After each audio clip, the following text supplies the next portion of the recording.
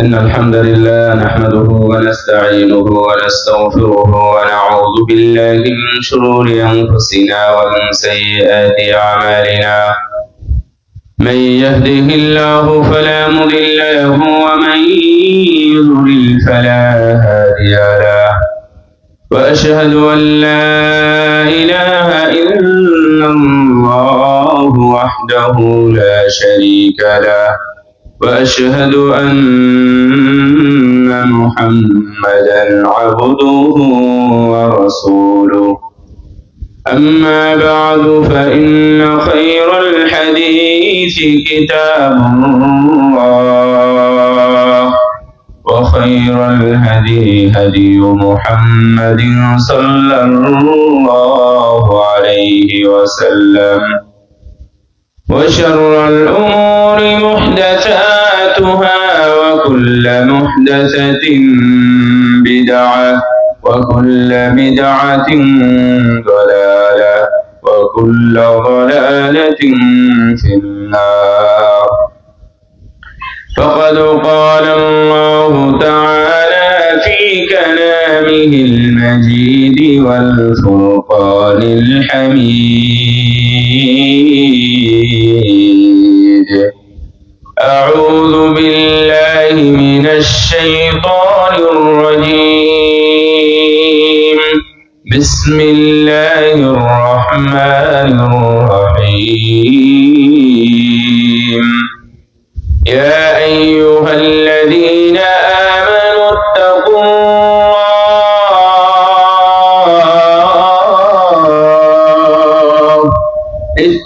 الله حق تقاته ولا تموتن إلا وأنتم مسلمون. يا أيها الناس اتقوا ربكم الذي خلقكم من نفس واحدة وخلق منها زوجها وبث منهما رجالا كثيرا ونساء. واتقوا الله الذي تساءلون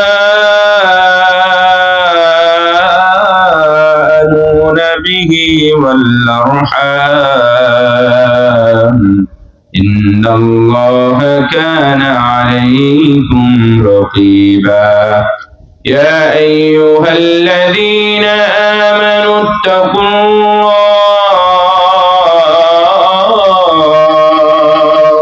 وقولوا قولا سديدا يصلح لكم أعمالكم ويغفر لكم ذنوبكم. ومن يطع الله ورسوله فقد فاز فوزا عظيما.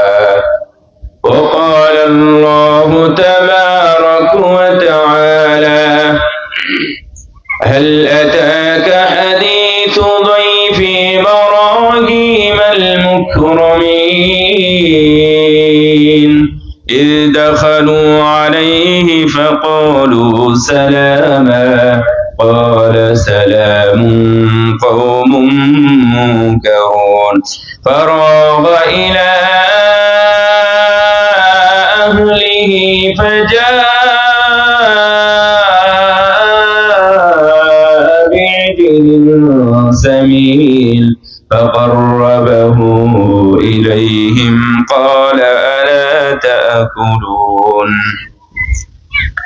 فراغ إلى أهله فجاء بعجل سمين فقربه إليهم قال ألا تأكلون. فأوجس منهم خيفة قالوا لا تخف وبشروه بغلام عليم. عن أبي هريرة رضي الله تعالى عنه قال: قال رسول الله صلى الله عليه وسلم: من كان يؤمن بالله واليوم الآخر فليكرم ضيفه ومن كان يؤمن بالله واليوم الآخر فلا يؤذي جاره ومن كان يؤمن بالله واليوم الآخر فليقل خيرا أو ليصمت رواه البخاري ومسلم وقال النبي صلى الله عليه وسلم لا تزال الملائكة تصلي على أحدكم ما دامت مائدته موضوعة بين يديه حتى يرفع رواه الطبراني في الأوسط إلى آخر الحديث أو كما قال النبي صلى الله عليه وسلم গৌরনগর ইসলামবাগ জামে মসজিদের উদ্যোগে আয়োজিত আজকের এই 12তম ওয়াজ মাহফিলের সম্মানিত সুযোগ্য সভাপতি, মাননীয় প্রধান অতিথি, উলামায়ে ইকরাম, আমার সামনে উপবিষ্ট আমার প্রাণপ্রিয় দ্বীনী ভাইয়েরা, মুসল্লিরা এবং পর্দার আড়ালের মা ও বোনেরা,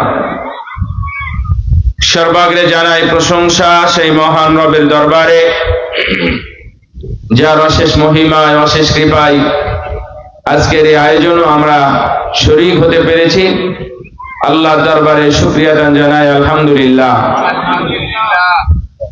দ্রুত শান্তির ধারা বর্ষিত হোক বিশ্ব মানবতার মুক্তির দিশারি সাইয়্যিদুল মুরসালিন খাতামুন নবীন আমাদের সবারই প্রাণাধি প্রিয় নবী মুহাম্মদুর রাসূলুল্লাহ সাল্লাল্লাহু আলাইহি ওয়াসাল্লামের প্রতি। সম্মানিত উপস্থিতি এবং আমার দ্বীনী ভাইরা, আপনারা এখানে একত্রিত হয়েছেন ভালো উদ্দেশ্যে, আপনাদের জীবনকে সুন্দর করার জন্য, আপনাদের এই উপস্থিতিটা সফল করার জন্য, সব মিলিয়ে জাহান্নামের আগুন থেকে বাঁচা এবং জান্নাত এ প্রবেশ করা প্রতিটা কাজেই আমাদের উদ্দেশ্য থাকে। সেই হিসাবে আল্লাহ রাব্বুল আলামিন যেন আজকের এই মজলিসের বিনিময়ে আমাদের সবাইকে জাহান্নাম থেকে হেফাজত করেন, আমিন। আল্লাহ যেন আমাদের সবাইকে জান্নাতের সদস্য হিসাবে কবুল করে নেন, আমিন। আমরা দোয়া করছি তাদের জন্য যারা এই সুন্দর আয়োজনে বিভিন্নভাবে অংশগ্রহণ করেছেন, আঞ্জাম দিয়েছেন। আল্লাহ তাদের এই নেক আমল, সুন্দর আমলগুলোকে যেন কবুল করে নেন, আমিন। সম্মানিত উপস্থিতি, আমরা সামাজিক জীব, আমরা সমাজ নিয়ে থাকি।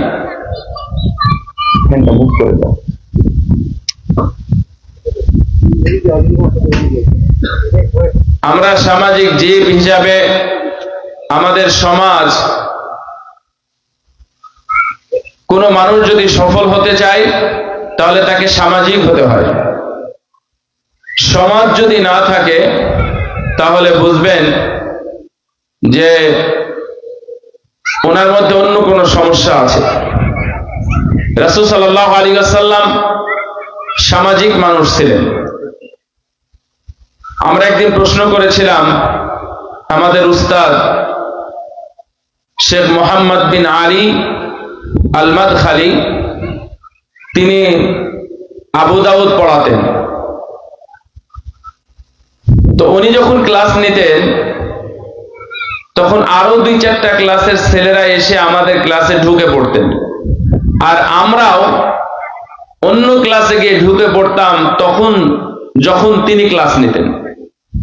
আল্লাহ তাকে এত বিদ্যা দিয়েছিলেন। তো উনি প্রশ্নের উত্তর দিতেন। আমার এই কথার মধ্যে কিছু শিক্ষাও থাকবে।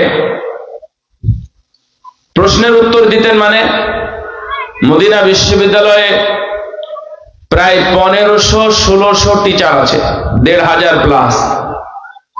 তো 1500 প্লাস টিচারের মধ্যে আমরা কাউকে ছোট মনে করতাম না, অযোগ্য কোনোদিনই পাইনি। কিন্তু এর মধ্যে 2-4 জন টিচার শুধু প্রশ্নের উত্তর দেন, বাকি কেউ প্রশ্নের উত্তর দেন না। প্রশ্ন যদি করা যায় মানে শরঈ বিষয়, পড়াশোনার নয়, শরঈ বিষয়ে প্রশ্ন করলেই বলতেন মসজিদে নববীতে যাও, শেখ সুলাইমান আর রুহাইলি আছে, শেখ ইব্রাহিম আর রুহাইলি আছে, অথবা শেখ আব্দুল মুহসিন আল আব্বাদ আছে, শেখ আব্দুর রাজ্জাক আল বদর আছে, অথবা শেখ আল মাদখালি আছে, ওনাদেরকে জিজ্ঞাসা করো।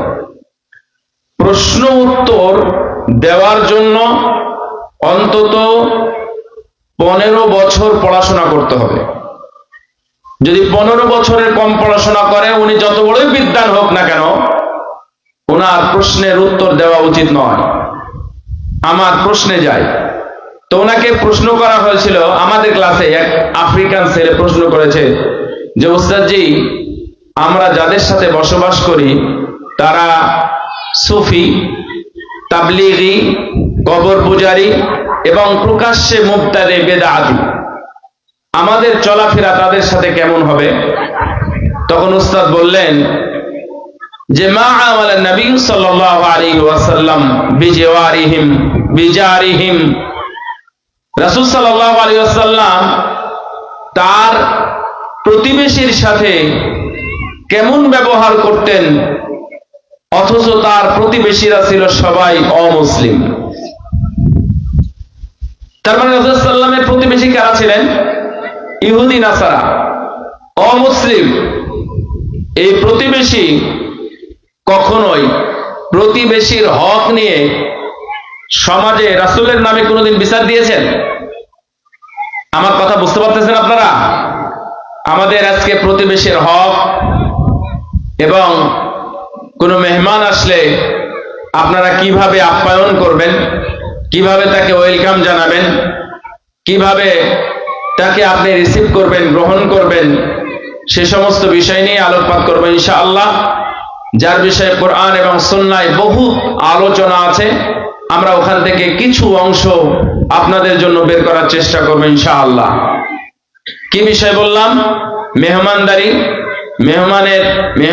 মেহমানদের আপ্যায়ন এবং প্রতিবেশীর হক, এর উপরে আমরা আলোকপাত করব ইনশাআল্লাহ।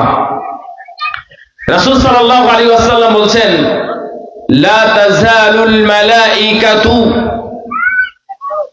ফেরেশতারা তুসাল্লি আলাইহিম মা দামাত মাইদাতুহু মাওদুআতুন হাত্তা ইয়াফরুগা, ও কামা ক্বাল নবী সাল্লাল্লাহু আলাইহি ওয়াসাল্লাম। রাসূল সাল্লাল্লাহু আলাইহি ওয়াসাল্লাম বললেন, ফেরেশতারা ওই ব্যক্তি, ওই পরিবারের জন্য দোয়া করতে থাকে যেই পরিবার মেহমানদারির জন্য তাদের ডাইনিং টেবিল উন্মুক্ত করে রেখে দেয়। কতক্ষণ পর্যন্ত দোয়া করে? তাদের জন্য দোয়া করে, আল্লাহ তাদের উপর রহম করো, তাদেরকে ক্ষমা করো, তাদেরকে বরকত দাও। তুসাল্লি আলাইহিম, তাদের জন্য কল্যাণের দোয়া করে যতক্ষণ পর্যন্ত দস্তরখানা বিছিয়ে রাখেন, হাত্তা ইয়াফরুগা, যতক্ষণ পর্যন্ত ওই দস্তরখানা না উঠায় ততক্ষণ পর্যন্ত ফেরেশতারা দোয়া করতে থাকে, আল্লাহ তুমি এর পরিবারে বরকত দাও, এর উপর রহম বর্ষণ করো। সুবহানাল্লাহ। এটা হলো মেহমানদারি। আজকে মেহমানদারি নিয়েও আমি কথা বলবো। আগে খাবার ছিল না, মেহমানদারি ছিল, কিন্তু এখন খাবার আছে, মেহমানদারি অনেকটা উঠে গেছে। আগে ঘর ছিল না, কিন্তু মেহমানকে, মুসাফিরকে ঘরে জায়গা দেওয়া যেত। কিন্তু আজকে বাড়িতে 3টা 4টা 5টা ঘর থাকার পরেও মেহমানের ঘুমানোর জন্য কোনো জায়গা পাওয়া যায় না, হোটেল ভাড়া করতে হয়। আজকে বাড়িতে ফ্রিজ আছে, ফ্রিজ ভর্তি বিভিন্ন ধরনের কাঁচা খাবার আছে, এরপরেও তাদের জন্য 10-15 মিনিট ব্যয় করে রান্না বান্না করে তাদের সামনে আমরা খাবার উপস্থাপন করতে পারি না। আমরা পকেট থেকে 500 টাকা 1000 টাকা বের করে দিয়ে দিই যে যাও হোটেল থেকে খেয়ে নাও বা হোটেলে গিয়ে থাকো। মসজিদে মাদ্রাসায় থাকার ব্যবস্থা, তার মানে আমার বাড়িতে থাকার ব্যবস্থা নেই।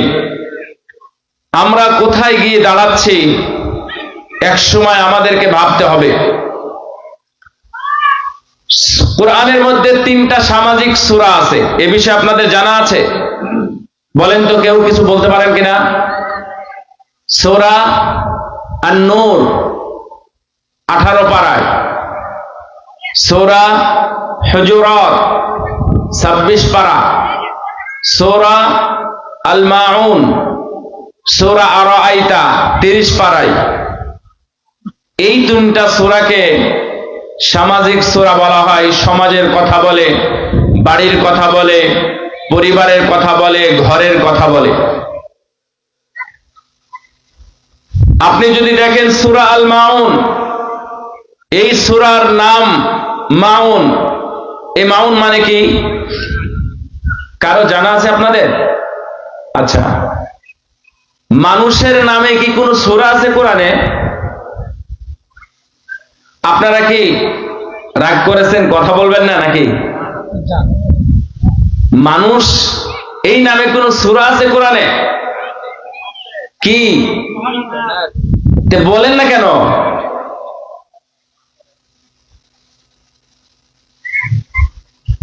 অনেক কিছুর নামেই সূরা নাই। পুরুষ মহিলা নামে কোন সূরা আছে?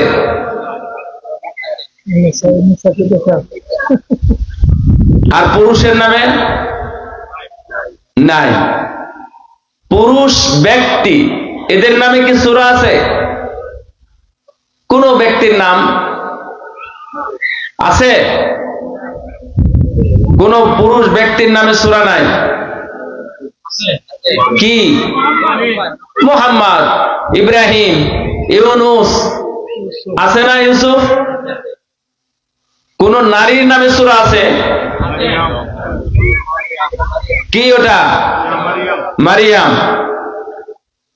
আপনাদের একটু দেখলাম, মারিয়াম কি নবী না রাসূল? নবী রাসূল কিছু? তার নামে সূরা আছে।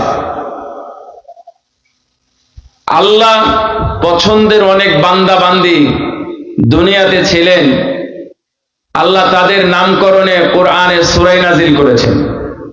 আবার সূরা নাজিল করলেই সে যে ভালো হয়ে যাবে সেটাও কিন্তু না। তার অধ্যত্ব, তার জুলুম, তার নির্যাতন এবং তার পাপাচারী নাফরমানি এত উঁচু পর্যায়ে পৌঁছে গেছে, মানুষকে শিখানোর জন্য, শিক্ষা দেওয়ার জন্য ওই সকল বদবাখত আবু লাহাবের মতো মানুষের নাম দিয়েও কোরআনে সূরা নাজিল হয়েছে। হয় নাই লাহাব সূরা? কোরআন সম্পর্কে আমাদের ধারণা রাখা উচিত যে সূরা আল মাউন মানে কি? সূরা আল মাউন মানে হচ্ছে মাতাউল বাইত, মানে বাড়ির আসবাবপত্র। এটা হলো সামাজিক, এটার নাম হলো মেহমানদারি, এবং এটার নাম হলো প্রতিবেশী। আমার বাড়িতে বোতলের প্রয়োজন, কিন্তু আমার বাড়িতে বোতল নাই, তো পাশের বাড়িতে যাব না? যাবেন নাকি? অবশ্যই যাব। আগে আমাদের স্যান্ডেল ছিল না, স্যান্ডেলের জন্য আমরা পাশের বাড়িতে যেতাম। বোনের বাড়িতে যাব, ফুপুর বাড়িতে যাব, যে সালমান তোমার স্যান্ডেলটা দাও, তোমার গায়ের জামাটা দাও, অমুকের বাড়িতে গিয়ে তোমার প্যান্টটা দাও, ফুল প্যান্ট। আগে ফুল প্যান্ট নাম ছিল, আর হাফ প্যান্ট নাম ছিল। এগুলো নিয়ে আমরা অন্যের বাড়িতে বেড়াতে যেতাম। কোনো অসুখ বিসুখ কিছুই ছিল না। আর আজকে ডাক্তার বাড়িতে গেলে আগে বলে প্রত্যেকের আলাদা আলাদা গামছা নিবেন, একজনের কাপড় আরেকজন ব্যবহার করবেন না। তারপরেও দেখবেন অসুখের শেষ নাই। মূলত আমাদের ভ্রাতৃত্ব, আমাদের মানসিকতাই নষ্ট হয়ে গেছে। আল্লাহ রাব্বুল আলামিন কোরআনের আয়াত নাযিল করেছেন, ওয়ায়ামনাউনাল মাউন। যারা যারা খারাপ মানুষ তাদের পরিচয় দিতে গিয়ে আল্লাহ রাব্বুল আলামিন 6 নাম্বার 7 নম্বরে গিয়ে উল্লেখ করেছেন যারা ইয়ামনাউনাল মাউন, যারা বাড়ির নিত্য প্রয়োজনীয় জিনিস অন্যকে দিতে চাই না, এরা ভালো মানুষ নয়, এরা সামাজিক মানুষ নয়, এবং এরা মেহমানদারিও চিনে না। আমার বাড়িতে মেহমান আসবে, টিস্যু বক্স তো আমার বাড়িতে নাও থাকতে পারে, কোথায় টিস্যু বক্স খুঁজবো দেখবো, তো টিস্যু বক্সটা নিয়ে আসি। অথবা কাঁচের ভালো গ্লাস নেই, সেটার জন্য আমরা পাশের বাড়িতে যেতে পারি, আল্লাহ এটা উৎসাহিত করেছেন ওটা দেওয়ার জন্য। তো আমাদের মেহমানদারি এটা উঠে গেছে। আল্লাহ রাব্বুল আলামিন কোরআনুল কারীমে বলছেন, হাল আতাকা হাদিসু যায়ফি ইব্রাহিমাল মুকরামিন إذ دخلوا عليه فقالوا سلاما قال سلام قوم منكرون। তোমরা কি জানো, তোমাদের কাছে কোনো খবর এসেছে কিনা ইব্রাহিম আলাইহিস সালামের মেহমান সম্পর্কে? মেহমান যখন আসলেন, মেহমান সালাম দিয়ে আসলেন, ইব্রাহিম আলাইহিস সালাম সালামের জবাব দিলেন। উনি আসলেন, আসার পরে সঙ্গে সঙ্গে তাদের জন্য আপ্যায়নের ব্যবস্থা করতে গেলেন। উনি দ্রুত বাড়ির মধ্যে ঢুকলেন, ঢোকার পরে একটা বাছুর জবাই করে, বাছুর মানে হচ্ছে ছোট গরু, বাছুরকে জবাই করলেন, সেটাকে আবার ভুনা করলেন, ভুনা বাছুরের গোশত নিয়ে তাদের সামনে নিয়ে এসে হাজির করে দিলেন এবং বললেন, তোমরা খাও। যারা আপনারা কোথায় থেকে কেমনে এসেছেন এটা আপনারা আগে খান, তারপরে আপনাদের সাথে কথা হবে, আগে খেতে দিলেন। কিন্তু তারা খাচ্ছিলেন না, বললেন যে আলা তাকুলুন, কি হলো আপনারা খাচ্ছেন না কেন? ফাআউজাসা মিনহুম খিফা, ইব্রাহিম আলাইহিস সালাম ভয় পেয়ে গেলেন, কেন খাচ্ছে না? মনে হয় আমার মেহমানদারি ঠিক নেই, আমার মেহমানদারিতে কোনো না কোনো ভুল ত্রুটি হয়ে গেছে, এই জন্য মেহমানরা খায় না। তখন উনি বললেন, না, আমাদের খাওয়ার প্রয়োজন নেই, আমরা খাওয়ার জন্য আপনার কাছে আসি নাই, আমরা এসেছি অন্য কোনো কাজে। আপনার বাড়িতে কোনো সন্তান নেই, আপনার বাড়িতে সন্তানের সুসংবাদ নিয়ে আমরা আপনার বাড়িতে এসেছি, আল্লাহর ফেরেশতা। সুবহানাল্লাহ, এত সুন্দর তারা চেহারায়, এত সুন্দর ছিলেন। তার মানে কোরআনে বোঝা যায় যে ইব্রাহিম আলাইহিস সালাম তাদেরকে কিছুই জিজ্ঞাসা করেন নাই, খাবারের প্রয়োজন উনি খাবার নিয়ে দিয়ে দিয়েছেন। আর আমরা দরজায় দাঁড়িয়ে, আপনি কে, কোথায় থেকে এসেছেন, কেন, কি সমস্যা, আপনারা এখন এসেছেন কেন? এই সময় কি মানুষ বাড়িতে আসে? এখন রাত 1টা, এখন দুপুর 3টা, আপনার 1 ঘন্টা পরে আসতেন। আচ্ছা, ট্রেন যদি ওকে 2টায় নামায় দেয়, তাহলে 2টা থেকে নিয়ে 3টা পর্যন্ত আপনার বাড়িতে এসেছে, তো এই 3টাতেই তো সে আসবে, তো আপনি প্রশ্নগুলো করবেন কেন? মেহমান এই প্রশ্নের মুখোমুখি হতে পারে না, মেহমানকে এটা অসম্মান, এত প্রশ্ন করার দরকার নেই। আবার আমাদের সমাজে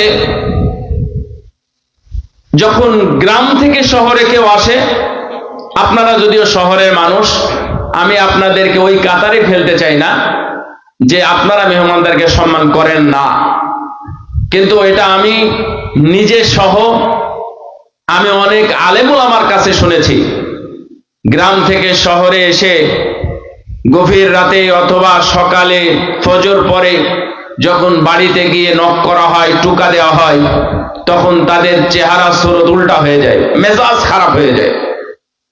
এই সকালে কোথায় থেকে কেমনে কিভাবে আসলো, আমরা কিভাবে আছি না আছি, এখন কি আসার সময় হলো, কিসের কি অসুখ হয়েছে, কিসের ট্রিটমেন্ট, কোন ডাক্তারের কাছে, উত্তরায় যাবো, উত্তর আসলে এখানে আসার দরকার কি?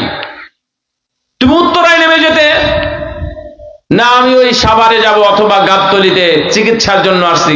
কোথায় গাবতলি আর তোমার এই কোথায় সেই খিলগা গৌরনগর, তুমি এখানে আসছো, ওখানেই থাকতে আমাকে ফোন দিয়ে আমি চলে যেতাম। এই যে আন্তরিকতার অভাব, এগুলো আল্লাহর কাছে অপছন্দের। এই জন্য আল্লাহ রাব্বুল আলামিন ইব্রাহিম আলাইহিস সালামের মেহমানদারিতার কথা কোরআনের মধ্যে নিয়ে এসেছে। মানুষের সাথে কিভাবে কথা বলতে হয়, কিভাবে আপ্যায়ন করতে হয়, এইটা যদি আমরা শিখতে না পারি তাহলে আমরা মানসিক সামাজিক জীব হিসাবে মানুষ অবশ্যই আমাদের মধ্যে কমতি আছে, নোকসান আছে। এর জবাব আমাদেরকে দিতে হবে।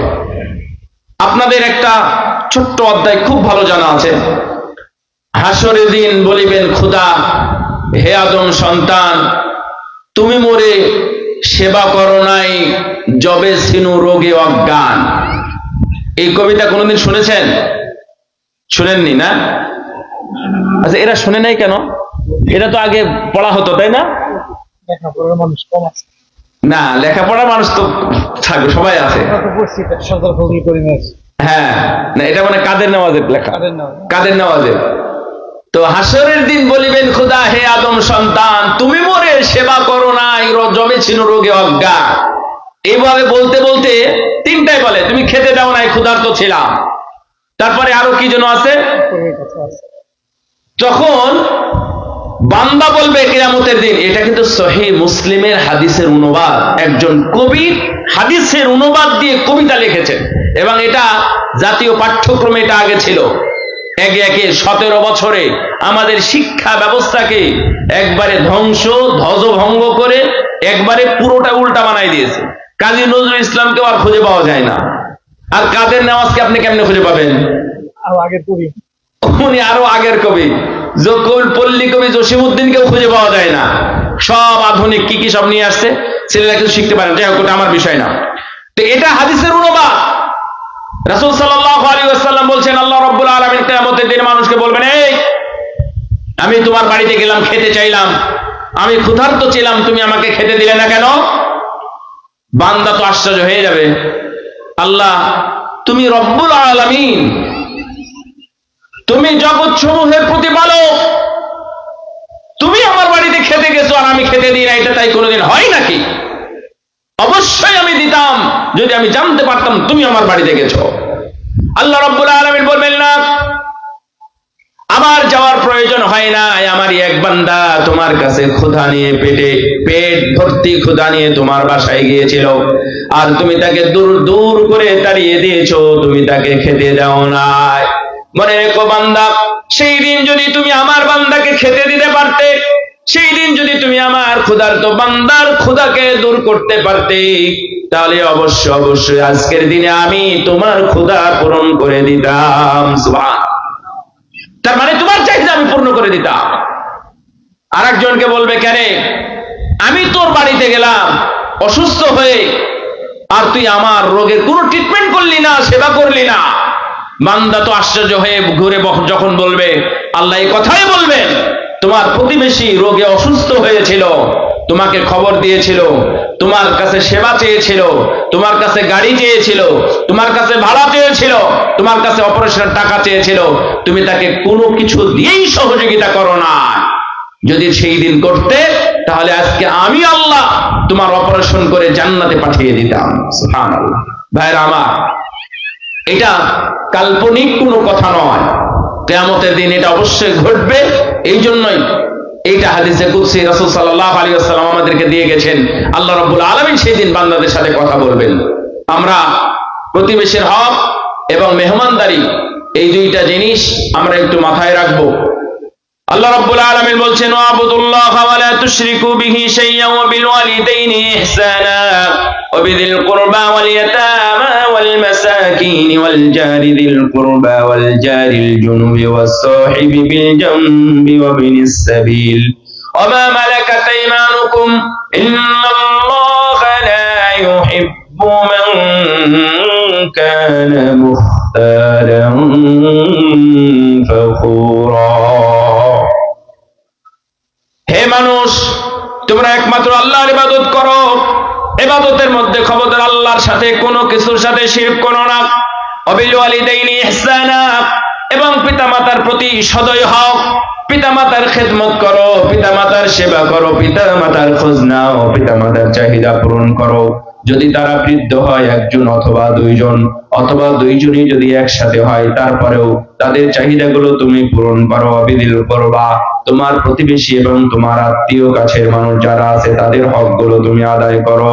ওয়াল ইয়াতামা ওয়াল মাসাকিন, যারা ইয়াতীম আছে তাদের খোঁজ খবর নাও, তাদের চাহিদা পূরণ করো। ওয়াল মাসাকিন, যারা মিসকিন আছে, অসহায় আছে, দরিদ্র আছে, তাদেরও খোঁজ খবর নাও। ওয়াল জারি দিল কুরবা, এবং প্রতিবেশী, তোমার নিকট প্রতিবেশী যারা আছে তাদের জন্য।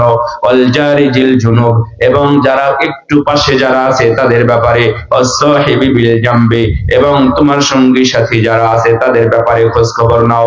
আপনি সাবিল, এবং যারা দূর দূরান্ত থেকে রাস্তার বেটা, রাস্তায় যারা ঘোরাফেরা করে তোমার কাছে এসে কোনো সহযোগিতা চায়, তুমি তাদের ব্যাপারে সদয় হও। আল্লাহ রাব্বুল আলামিন এটা আমাদেরকে নির্দেশনা দিয়েছেন। সম্মানিত উপস্থিতি, এটা হলো প্রতিবেশী। রাসূল সাল্লাল্লাহু আলাইহি ওয়াসাল্লাম বলছেন, মা যালা জিবরিলু ইউসিনি, জিবরিল যখনই আমার কাছে আসেন তখনই আমাকে বলতেই থাকেন যে আপনি প্রতিবেশীর খেয়াল রাখেন, প্রতিবেশীর খেয়াল রাখেন, প্রতিবেশীর খেয়াল রাখেন। এইটা একটা। আর একটা হলো মেসওয়াক করেন। আর একটা কি বলতেন? মেসওয়াক করেন। তো প্রতিবেশীর হকের ব্যাপারে এত কথা বলতেন, তো আমি শেষ পর্যন্ত মনে করেছিলাম একদিন মনে হয় জিবরিল আমাকে এসে বলবে যে তুমি, অর্থাৎ আপনার যে সম্পদ আছে, আপনার সন্তানদের জন্য যে সম্পদ আপনি রেখে যাবেন, এই সম্পদের সাথে আপনার প্রতিবেশীকেও ওয়ারিশ বানিয়ে দিন। আমি এটা অনুমান করতাম হয়তোবা এত বলবে, এটাও বলতে পারে। তার মানে প্রতিবেশী কি জিনিস একটু বুঝেন। আপনাদের জানা আছে আমি যেখানে বসবাস করি, এই পার্শ্বের পিছনে, সামনে অথবা ডানে বামে যদি জমি বিক্রি হয়, জমির মালিক যেই হোক না কেন, আমি বাস করি, ওনার জমি আমার বাড়ির পাশে আছে, তো উনি যদি তার জমি বিক্রি করতে চান তাহলে আমার সাথে কি তার কোনো সম্পর্ক আছে? জমিটা কার? তার। জমি বিক্রি করবেন কে? তিনি। তো আপনাদের কি ধারণা, উনি কি চাইলে বিক্রি করতে পারবেন? আপনারা বলেন তো। বিক্রি করতে পারবে না। আপনাদের মন খারাপ হওয়ার কোনো কারণ নেই। উনি চাইলেই বিক্রি করতে পারবেন না। হ্যাঁ পারবে তো, টাকার জোরে, পেশির জোরে, ক্ষমতার জোরে পারবে। পার্শ্বের বাড়ি, এক নাম্বার কাজ হলো ওনাকে জানানো আমি এই জমিটা বিক্রি করতে যাচ্ছি, আপনি কি বলেন? যদি আপনি জমিটা নিতে চান তাহলে আপনি নিতে পারেন, আপনি ভাবেন, ভেবে চিন্তে আমাকে জানিয়েন। উনি 2 দিন 3 দিন 4 দিন সময় নেবেন, তারপরে বলবেন যে না আমি জমি নিব না, আপনি চাইলে বিক্রি করতে পারেন। তারপরে আপনার বিক্রি করা বৈধ হবে। উনাকে জানানোর আগেই যদি আপনি বিক্রি করে দেন তাহলে প্রতিবেশীর হক নষ্ট করার শামিল গুনাহ হবে, এবং এটা আপনি অন্যায়ভাবে আপনার নিজের জমি বিক্রি করবেন। তার মানে প্রতিবেশীর হক কতটুকু আপনি খেয়াল করেছেন? রাসূল সাল্লাল্লাহু আলাইহি ওয়াসাল্লাম বলছেন প্রতিবেশীর হকের ব্যাপারে জিবরিল এত বলা শুরু করলো, মনে হলো যে আমার সম্পদের মনে হয় ওয়ারিশ বানিয়ে দিবে আমার প্রতিবেশীদেরকে। এত বলতেন। আবার বলতেন মেসওয়াক করেন, মেসওয়াক করেন। আমি এত মেসওয়াক করতাম, তারপরেও এসে মেসওয়াক করার কথা বলতেন। তো আমার মনে হয়েছিল মেসওয়াক করতে করতে আমার দাঁতের উপরের অংশ নরম যেটা, সেটা মনে হয় উঠে চলে যাবে। আমি এত বেশি মেসওয়াক করতাম, আমাকে এত বেশি ওয়ারিশদের ব্যাপারে, প্রতিবেশীর ব্যাপারে বলা হতো, মনে হতো যে প্রতিবেশীকে তারা হকদার বানিয়ে দিবে। সম্মানিত উপস্থিতি, প্রতিবেশী আপনার পাশের মানুষ। আপনার প্রয়োজনে তিনি থাকবেন, তার প্রয়োজনে আপনি থাকবেন। যদি বাড়িতে আগুন ধরে তাহলে প্রতিবেশী আগে দেখবে, যদি আপনার বাড়িতে আগুন ধরে প্রতিবেশী দেখবে, তা আপনার প্রতিবেশীর বাড়িতে যদি আগুন ধরে তাহলে আপনি দেখবেন। আত্মীয় স্বজন, মা বাবা, ভাই বোন, অথবা আরো শ্বশুর বাড়ির লোক যারা আছে তারা বহুত দূরে আছে, তারা সহযোগিতা করতে পারবে না। হঠাৎ অসুস্থ হয়ে গেছে, তাহলে অসুস্থ মানুষকে হাসপাতালে নেবে, আপনার আত্মীয় স্বজন এসে তারপরে কি ওনাকে হাসপাতালে নিতে পারবে? অসম্ভব।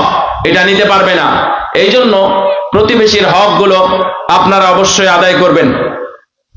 রাসূল সাল্লাল্লাহু আলাইহি ওয়াসাল্লাম বলেন, আল্লাহু লা ইউমিনু, আল্লাহু লা ইউমিনু, আল্লাহু লা ইউমিনু, আল্লাহর কসম ওই লোকটা মুমিন হতে পারে না, ওই লোকটা পূর্ণ মুমিন নয়, ওই লোকটা পূর্ণ মুমিন নয়। রাসূল সাল্লাল্লাহু আলাইহি ওয়াসাল্লামকে সাহাবীরা জিজ্ঞাসা করলেন, কে পূর্ণ মুমিন নয়, কে মুমিন নয়, কার কথায় আপনি বলেন? আল্লাহর নবী বললেন, আল্লাযী লা ইয়ামানু জারুহু বাওয়াইকাহু, যার প্রতিবেশীর নির্যাতন থেকে সে মুক্ত নয়, যেই নির্যাতনকারী প্রতিবেশী আছে এই লোকটা মুমিন নয়, এই লোকটা ইমানদার নয়, এই লোকটা পূর্ণ মুমিন নয়, কারণ প্রতিবেশীকে সে কষ্ট দেয়, ঝগড়া করে, জোরে জোরে চিল্লায়, গালিগালাজ করে।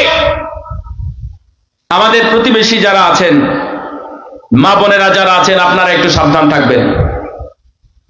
আপনাদের মুখের ভাষা এত ভয়াবহ, এর কারণে ভয়ে এসে কিছু বলতেই চায় না।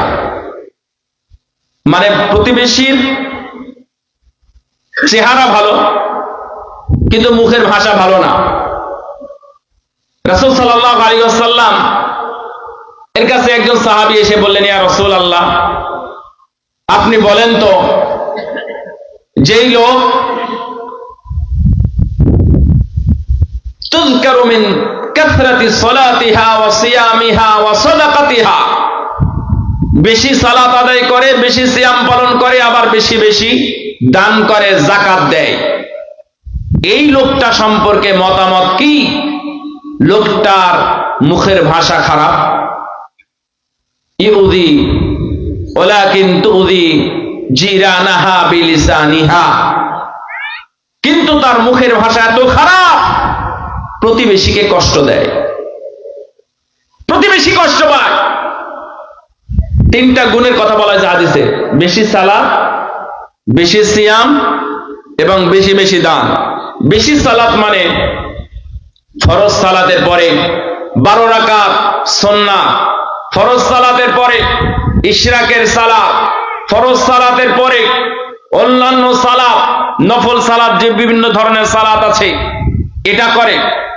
রমজানের রোজা রাখার পরে, রমজানের সিয়াম রাখার পরে সে নফল সিয়াম সোমবার, বৃহস্পতিবার বা মাসিক 3টা, আরাফার সিয়াম, আশুরার সিয়াম, অন্যান্য সিয়ামগুলো আদায় করে। এই ধরনের ব্যক্তি। আর একটা লোক যাকাত দেয়, যাকাত দেওয়ার পরে মসজিদ মাদ্রাসা তৈরি করে দেয়, মানুষের দারিদ্রতা দূর করে, মানুষের কাছে কোটি কোটি টাকায় দান করে দানবীর হয়ে গেছে, কিন্তু তার মুখের ভাষা খারাপ। যদিও সে ইমাম হয়, যদিও সে মুক্তাদি হয়, যদিও সে মুয়াজ্জিন খাদেম হয়, যদিও সে একজন এমপ্লয়ি হয়, যদিও সে একজন অফিসের বস অথবা অফিসের অফিসার অথবা কলেজের প্রফেসর, সে শিক্ষক অথবা ছাত্র, প্রিন্সিপাল অথবা পিয়ন, যেই হোক না কেন, ওর কথায় অন্যজন কষ্ট পায়, তাহলে এই লোক সম্পর্কে আপনি কি বলবেন?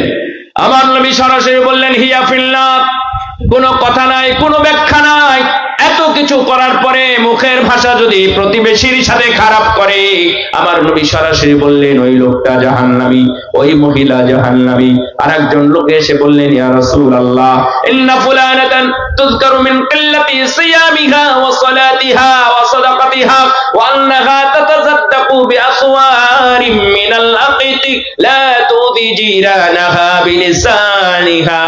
আরেকজন ব্যক্তি হলো কম কম সালাত আদায় করে, ফরজের বেশি আদায় করতে পারে না, কম সিয়াম পালন করে, মানে ফরজের বেশি নফল সিয়াম পালন করতে পারে না, এবং আন্নাহা তাতাসাদ্দাকু বিআসওয়ারিম মিনাল আকিল, খুবই কম কম দান করে, এমনকি নিজের খাদ্য থেকে অন্যকে দান করে। নিজেরই খাবার আছে, অন্য খাবার অতিরিক্ত নাই। বাড়িতে 3 জন মানুষের 3 পিস মাছ রয়েছে, একটা ফকির এসে যখন দাঁড়ায় তখন নিজ থেকে একটা মাছ অন্যকে দিয়ে দেয়। 3টা রুটি ছিল, একজন এসে যখন ধর্ণা দেয়, ভিক্ষা চায়, দুপুরে খাই নাই, খাবার নাই, আমি খুবই ক্ষুধার্ত, আমার জন্য খাবারের ব্যবস্থা করুন, যখন বলে 3টা রুটি থেকে একটা রুটি তাকে দিয়ে দেয়, এই ধরনের একটা লোক সম্পর্কে আপনি কি বলবেন? লা তুদি জিরানাহা বিলিসানিহা, কিন্তু মজার ব্যাপার এবং সুন্দর ব্যাপার হলো সে প্রতিবেশীকে কষ্ট দেয় না, তার মুখের ভাষার মুখের ভাষা ভালো। আল্লাহর নবী বললেন যদি সে এমন হয়, নামাজ কম হোক, সিয়ামও কম হোক, অথবা দানের বিষয়ে কম হোক, যাকাত তো দিতেই পারে না, ওর মুখের ভাষা সুন্দর হওয়ার কারণে আল্লাহ রাব্বুল আলামিন তাকে জান্নাতি বলে ঘোষণা করবেন। সুবহানাল্লাহ। আপনাদের মনে রাখার দরকার এই বিষয়গুলো। আজকে এমন এমন ভাষায় কথা বলে, বাপ দাদা 14 পুরুষ তুলে কথা বলে, এক সন্ধ্যা জীবনে কোনোদিন খেতে দিয়েছিল সেই খাবার কথা বলে, ছোটবেলায় তো তোর বাপের খাবার ছিল না, আমার বাড়িতে খেয়েই তো মানুষ হয়েছিস, আর আজকে তুই আমার বিষয়ে এত বড় কথা বলিস রে। আবার কোন দাতা, মসজিদ দাতা, মাদ্রাসা দাতা, মসজিদের ছাদ দাতা, রড দাতা, সে মসজিদে কোনোদিন বলে ফেলে যে আমার টাকায় মসজিদ হয়েছে, আমার বাবার জমির উপরে, জায়গার উপরে মসজিদ হয়েছে, অথচ তোমরা বড় বড় কথা বলো কেন? এই কথা যখন বলবে তখন আপনাদের উচিত হবে ওই মসজিদ থেকে একবারে বেরিয়ে চলে যাওয়া, বলবে যে আচ্ছা ঠিক আছে, মসজিদ যেহেতু তোমার, সালাত তুমিই আদায় করো, আমরা এই মসজিদে সালাত আদায় করতে পারবো না, ও একাই থাক মসজিদে।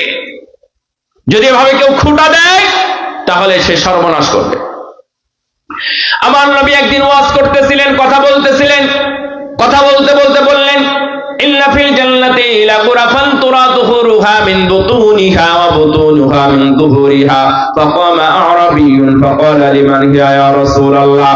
একজন উঠে রাসূল সাল্লাল্লাহু আলাইহি ওয়াসাল্লাম বক্তব্যের সময় বললেন জান্নাতের মধ্যে এমন কিছু ঘর পাওয়া যাবে যার বাহির থেকে ভিতর, ভিতর থেকে বাহির দেখা যায়, এত সুন্দর চকচকে এবং ঝকঝকে হবে, এত উন্নত মানের হবে। একজন বেদুইন দাঁড়িয়ে বললেন ইয়া রাসূলুল্লাহ লিমান হিয়া, এই ঘরগুলো কাদের জন্য হবে, কোন কোন আমলকারীদের জন্য এই ঘর পাওয়া যাবে? আল্লাহর নবী বললেন শুনো সাহাবী, লিমান আতাবাল কালামা, যাদের কথা হবে মিষ্টি, যাদের কথায় সুগন্ধি আছে, কথার মধ্যে কোনো মিথ্যা নাই, কথার মধ্যে কোনো অপবাদ নাই, কথার মধ্যে কোনো গীবত নাই, কথার মধ্যে কোনো লানত নাই, কথার মধ্যে কোনো অভিশাপ নাই এবং মিথ্যা নাই। যদি এই 5টা গুণে গুণান্বিত হয়, যদি সুন্দর ভাষায়, কর্কশ ভাষায় কথা না বলে, সুন্দর ভাষায় কথা বলে, লিমান আতাবাল কালামা, যাদের কথায় সুগন্ধি আছে, 1 নাম্বার হলো তাদের জন্য ওই জান্নাতের সুসংবাদ, ওই জান্নাতের ঘরগুলো তাদেরকে দেওয়া হবে। এবং 2 নাম্বার হলো লিমান আতামা তাআমা, যারা মানুষকে খাওয়ায়, যারা ক্ষুধার্তকে খেতে দেয়, যারা ক্ষুধা দূর করে দেয়, আল্লাহ রাব্বুল আলামিন তাদের জন্য ওই ঘরটা দান করবে।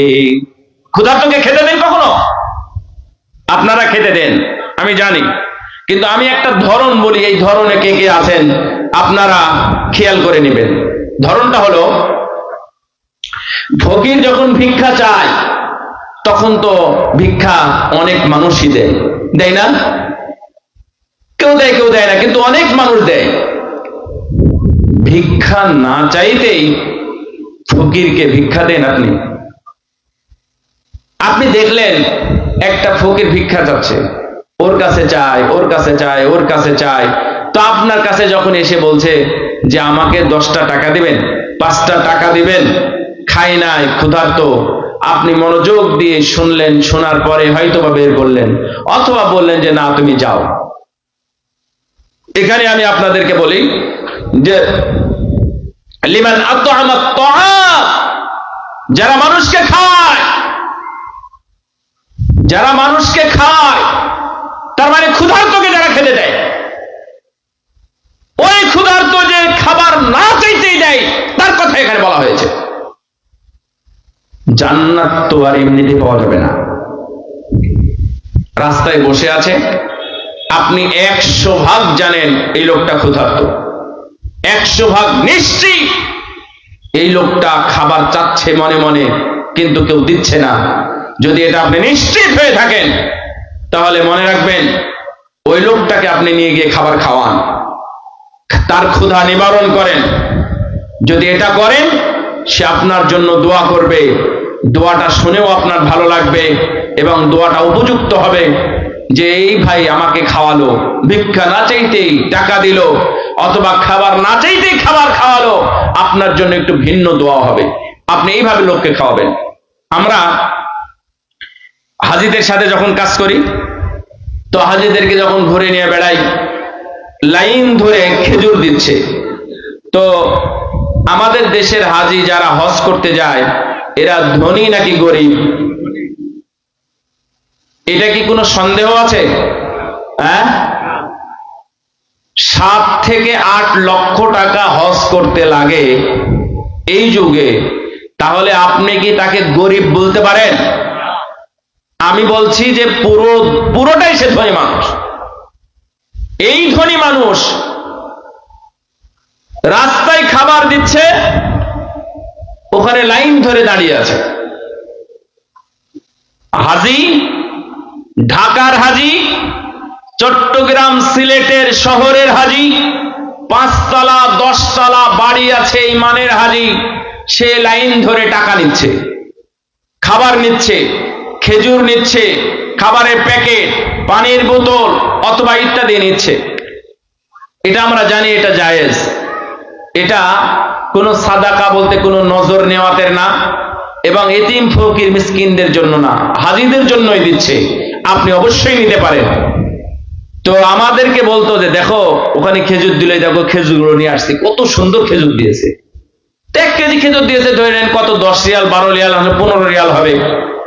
10 রিয়াল 15 রিয়ালের খেজুর, 1 কেজি খেজুর নিয়ে এসে নিজে গর্ববোধ করতেছে যে আমি ফ্রি কিছু খাবার নিয়ে আসলাম। তো আমি বহুত হাজিকে বলেছি, আপনাদেরকে বলতেছি, তা হলো আচ্ছা এই কাজটা কি আপনি করতে পারেন না? কেমন আমি করব কেমনে? আমার তো খেজুর নাই। তা বললো যে আপনার কি আলু আছে? হ্যাঁ। আলু কি কখনো দিয়েছেন এইভাবে? না, কখনো দিইনি। আপনার ধান আছে না? আছে। ধান কখনো দিয়েছেন এভাবে গরিবদেরকে? না, তাও দিইনি।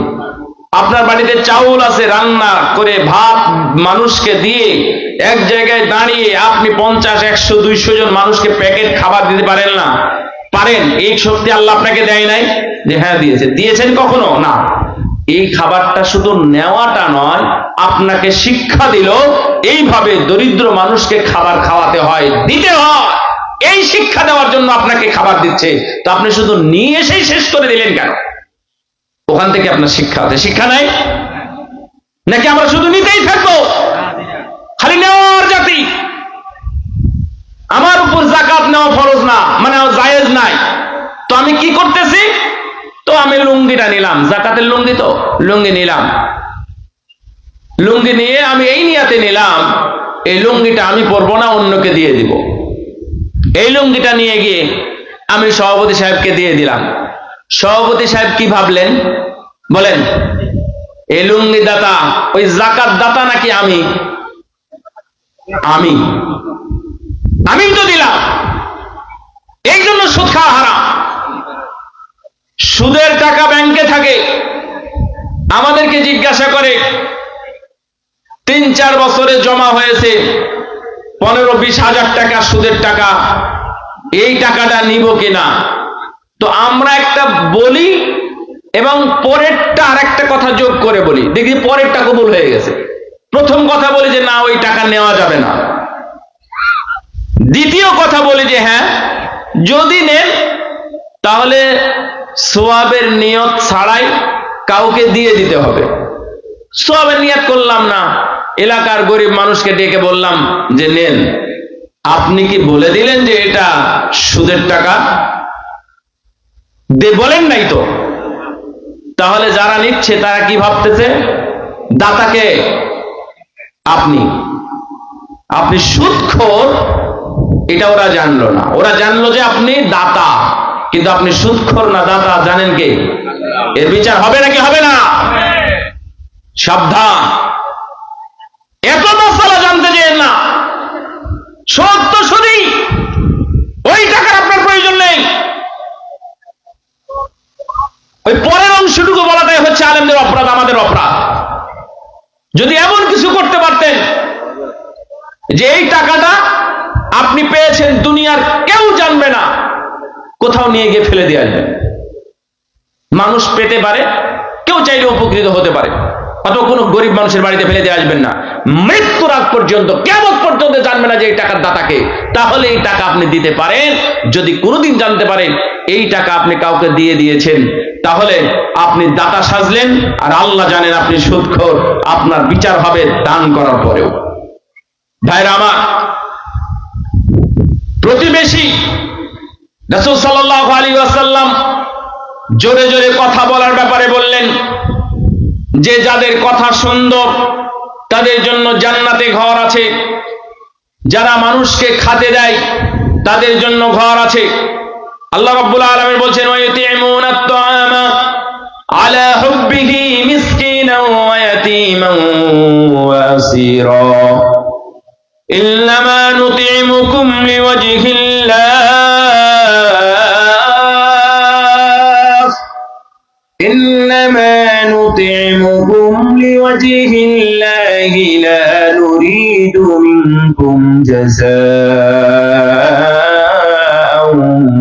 ولا شكورا। যারা মানুষকে খাওয়ায়, খুব মহব্বতের সাথে মিসকিনদেরকে খাওয়ায়, বন্দীদেরকে, অসহায় এবং এতিমদেরকে খাওয়ায়, যারা খাওয়ায় তারাই হলো প্রকৃত খাদক, অর্থাৎ প্রকৃত খাদ্য খাওয়ানোর লোক। এবং যারা বন্দী থাকে তাদেরকে খাওয়ায়, আল্লাহ রাব্বুল আলামিন তাদেরকে প্রশংসা করেছেন এবং বলেছেন এরা যেন খাওয়ানোর পরে এটাও বলে থাকে ইন্নামা নুতইমুকুম লিওয়াজহিল্লাহ, আমরা আল্লাহর জন্য খাওয়ালাম, ফকিরকে খুশি করার জন্য নয়, কোন ব্যক্তিকে খুশি করার জন্য নয়, এলাকার মানুষকে আনন্দ দেওয়ার জন্য নয়। আমি খাওয়াইছি কেবল কার জন্য? কার জন্য?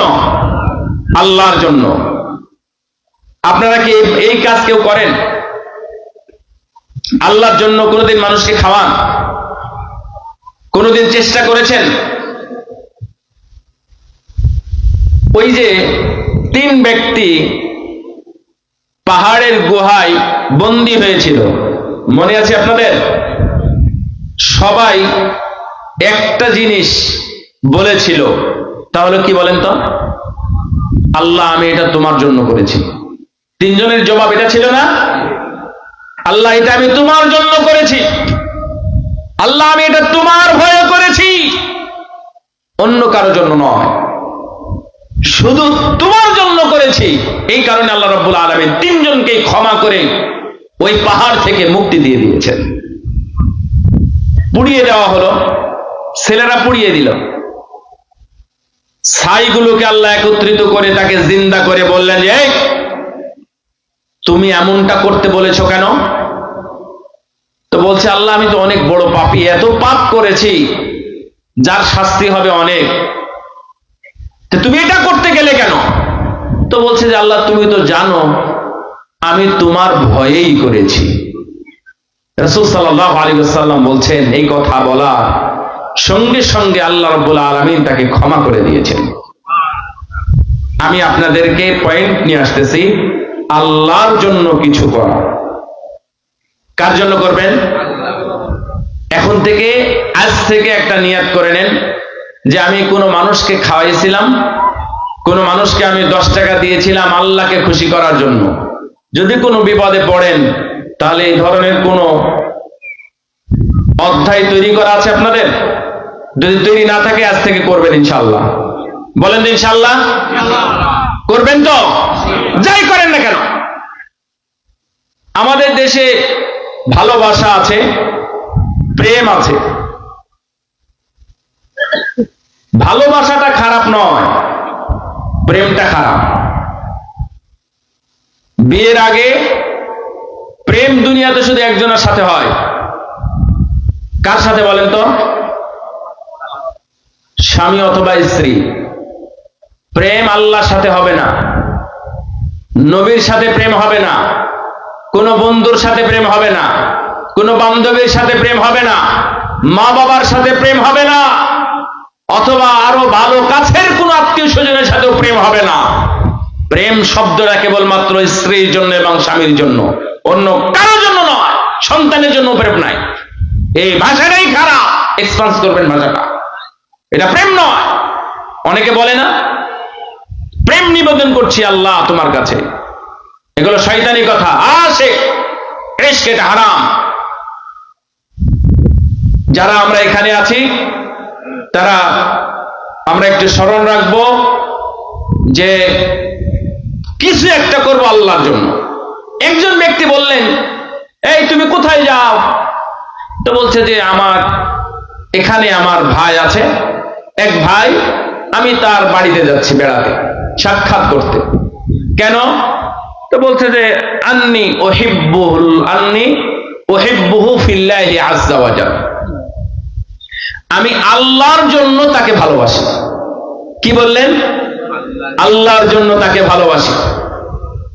তখন বলছেন যে না না, হাল ফিহা তুরাব্বা আলাই, ওখানে মানে অন্য কোনো কাজ আছে? আল্লাহর জন্য ভালোবাসো শুধু এই কারণে তার বাড়িতে যাচ্ছ, না অন্য কোনো কাজ আছে? না আত্মীয়র বাড়ি, না ওষুধ আনতে যাচ্ছ, নাকি অন্য কোনো কাজ, কৃষি কাজ করতে যাচ্ছ? তখন বলল যে না, বাল আহবাবতুহু ফিল্লাহি আযজা ওয়া জাল, অন্য কোনো কারণ নাই রে, শুধু আল্লাহর জন্য আমি তাকে ভালোবাসি, এই ভালোবাসার জন্যই আমি তার কাছে বেড়াতে যাই, দেখা করতে যাই। তখন এই আগন্তুক লোকটা বলে, ফাআন্নী রাসূলুল্লাহি ইলাইকা, তাহলে মনে রেখো আমি আল্লাহর পক্ষ থেকে তোমার কাছে এসেছি। আমি সাধারণ কোনো ব্যক্তি অথবা মানুষ নয়, আমি একজন আল্লাহর পক্ষ থেকে প্রেরিত ফেরেশতা। বিআন্নাল্লাহা আহাব্বাকা বিমা আহবাবতাহু ফিল্লাহি আযজা ওয়া জাল্লা, এই খবর দেওয়ার জন্যই আমি তোমার কাছে এসেছি যে মহান আল্লাহ তোমাকে ভালোবাসেন। সুবহানাল্লাহ। আল্লাহর জন্য যদি যে কিছু করতে পারেন খালাস, তাহলে প্রতিবেশীর সাথে সম্পর্ক হবে প্রতিবেশীকে সন্তুষ্ট করার জন্য নয়, আল্লাহর সন্তুষ্টির জন্য। মনে থাকবে? জমি জায়গা নিয়ে এত বাড়াবাড়ি করবেন না। কবর আপনার জন্য 3.5 হাত, তার জন্য 3.5 হাত। পরবর্তী সময়ে কার কবর কত সুপ্রশস্ত হবে এটার উপরে ক্রেডিট, এটার উপরে হবে মূল্যায়ন। আজ গবি আপনি এমনিতেই জমি জায়গা নিয়ে নড়াচড়া করবেন, কেস করবেন, তাকে ফাঁসাবেন, তার বাড়ির রাস্তা বন্ধ করে দিবেন, আপনি অযথা কিয়ামতের দিন আসামি হয়েন না। কিয়ামতের দিন যখন অপরাধীদেরকে এক জায়গায় করা হবে, তার মধ্যে ওই অপরাধীরাও থাকবে যারা 1 বিঘত পরিমাণ জমি অন্যায়ভাবে গ্রহণ করেছিল। নাউযুবিল্লাহ বলেন, একটু জোরে বলেন নাউযুবিল্লাহ। আপনারা এখানে আছেন এতক্ষণ তো বুঝতে পারলাম। সুতরাং প্রতিবেশীর হক আপনার পক্ষ থেকে যেন কোনোভাবে সংকুচিত না হয়, পরিপূর্ণভাবে প্রতিবেশীর হক আদায় করবেন। যদি আদায় না করেন তাহলে কিয়ামতে ধরা খাবেন। দেখেন প্রতিবেশীর জন্য আমাদের করণীয় কি কি থাকতে পারে। রাসূল সাল্লাল্লাহু আলাইহি ওয়াসাল্লাম আমাদেরকে নির্দেশনা দিয়েছেন, 1 নাম্বার, তাকে কোনোভাবেই কোনো কাজে কর্মে, কোনো আচরণে অথবা কথাবার্তায় তাকে কষ্ট দেওয়া যাবে না। 2 নাম্বার, তার প্রয়োজন পূরণে যে কোনো মূল্যে সাহায্য করতে হবে। সাহায্য করলে ভালো, না করলে তেমন সমস্যা নেই, এটা সবার বেলায় প্রযোজ্য নয়। সাহায্য করতেই হবে, এটা আপনি বাধ্য, করতেই হবে। যদি সাহায্য না করেন জানা শোনার পরে, তাহলে আপনি আসামি, কিয়ামতের দিন আপনাকে দাঁড় করানো হবে। যদি কিয়ামতের দিন দাঁড় হতে চান, দাঁড়াতে চান লক্ষ কোটি জনতার সামনে, তাহলে দাঁড়াবেন, সাহায্য করার দরকার নেই। 3 নাম্বার, যদি তার কোনো দুঃসময় আসে তাহলে আপনি দুঃখ প্রকাশ করবেন, তার জন্য কিছু করণীয় থাকলে করবেন। যদি মারা যায় তাহলে লাশের কাছে যাবেন, যদি অসুস্থ হয় তাহলে তার সেবা শুশ্রূষা করবেন। যদি ভালো কোনো খবর আসে তাহলে আপনি তার সাথে আনন্দ প্রকাশ করবেন। ওর আনন্দ খবর আসছে আর আপনার যদি মন খারাপ হয় তাহলে এই আনন্দটাকে সে উপভোগ করতে পারবে? বুঝেন নাই কথা? ধরে নেন আপনার ছেলে A+ পেয়েছে, এটা তার জন্য আনন্দের খবর। আপনার ছেলে A+ পেল, সংবাদটা তাদেরকে শেয়ার করেন, তারাও যদি উৎফুল্ল হয়, আনন্দিত হয়, তাহলে প্রতিবেশীর হকটা আদায় হলো। যদি ও আচ্ছা ঠিক আছে, আপনি গিয়ে বললেন এই যে নেন ভাই মিষ্টি, আমার ছেলে A+ পেয়েছে, বোর্ড স্ট্যান্ড করেছে, অথবা ভালো একটা জায়গায় সুযোগ পেয়েছে, কোরআনের হাফেজ হয়ে গেছে, মিষ্টি নেন। আচ্ছা ঠিক আছে, আমরা মিষ্টি খাই না ভাই, নিয়ে যান। তাহলে আপনি প্রতিবেশীর হক আদায় করেন নাই। আপনাকে এই আনন্দে শরীক হতে হবে। যদি শরীক না হন তাহলে আপনি আসামি।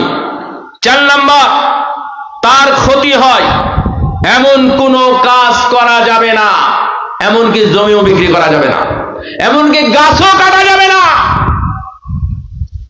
রাসূল সাল্লাল্লাহু আলাইহি ওয়াসাল্লামের যুগের কাহিনী, আবু দাহদার কাহিনী মনে আছে আপনাদের? আবু দাহদা রাদিয়াল্লাহু তাআলা আনহু উনি বলেছিলেন, ইয়া রাসূলুল্লাহ, ওই ইহুদির গাছ যদি কিনে নিতে হয়, আমি যেইভাবে পারি আমি কিনে নিব। যদি আমি গাছটা কিনে নিতে পারি তাহলে আমার জন্য কি আছে? আল্লাহর নবী বললেন, তোমার জন্য কিয়ামতের জান্নাতের মধ্যে খেজুর গাছ লাগানো হবে। উনি ইহুদির কাছে গেলেন চুক্তি করতে, তুমি ওই গাছটা বিক্রি করে দাও, ওই গাছটা তুমি আমাকে বিক্রি করে দাও, এর বিনিময়ে তুমি যা চাও আমি তাই তোমাকে দেব।